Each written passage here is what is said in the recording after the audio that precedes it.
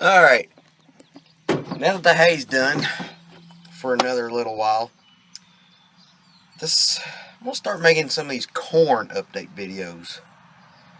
So, we started planting corn, let's see, middle part of April. We started planting on our biggest farm of 48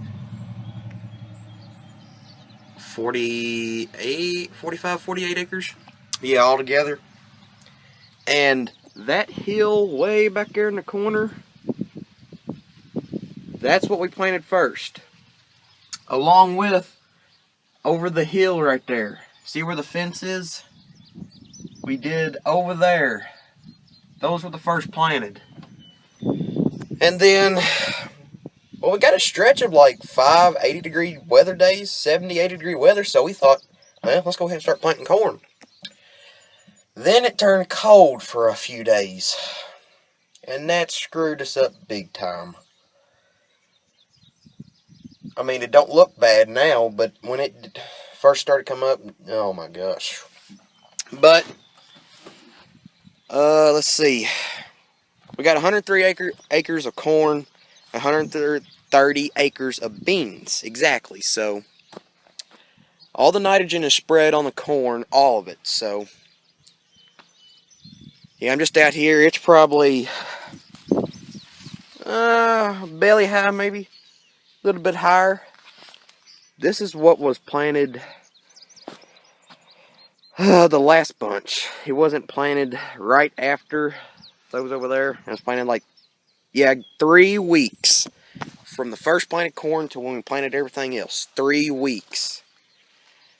But I mean, it don't look too bad, but you can tell, see that wet hole, that blank spot right up there? Yeah, you can tell where it was wet when we planted. And I mean, look right here.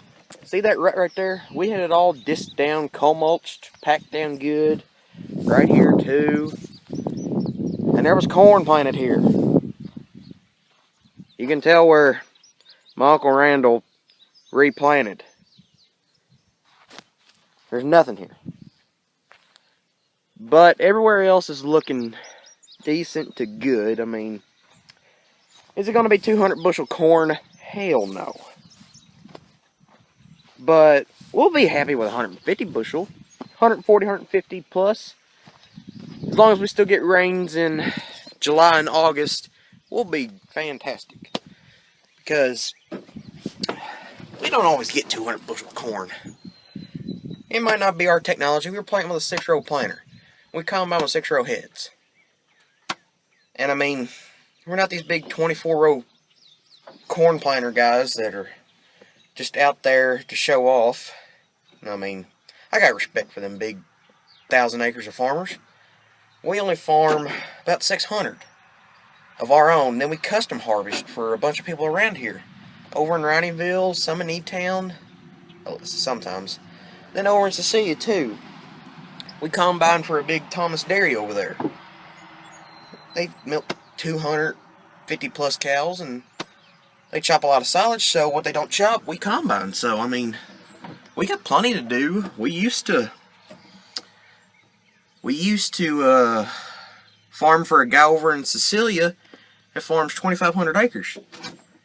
And we did that when we had that old 9550, and that sucker was horrible in soybeans. So, I mean, he has a combine, but he got us doing it, and we have 2 combines, so we took both of them over there. I mean, if we took that 9660 over there, we'd be rolling. And I mean, he had several bins. He had a big 20. He still has a 20,000 bushel bin, something like that. I don't know. It's been since 2007 or 8 since we've been over there. So yeah, and he's got a big Cat Challenger tractor on tracks and a grain cart. Love it thing. That's where I first learned how to drive big tractors. I learned on that 6420 how to drive a tractor, so. Yeah, so that's a corn update video for number 1. Not the best, but certainly not the worst. I mean, I know out in Texas and Oklahoma they're having a big drought, but right here it's green, so yeah, I'll probably do soybean updates too because there's one right next to my house. This is probably not even a quarter of a mile away from here, so yeah, that's the corn update video for number 1. It's June, hold up, June 17th. Corn update, June 17th. So I'm going to go back in the cool AC and we'll talk at you later.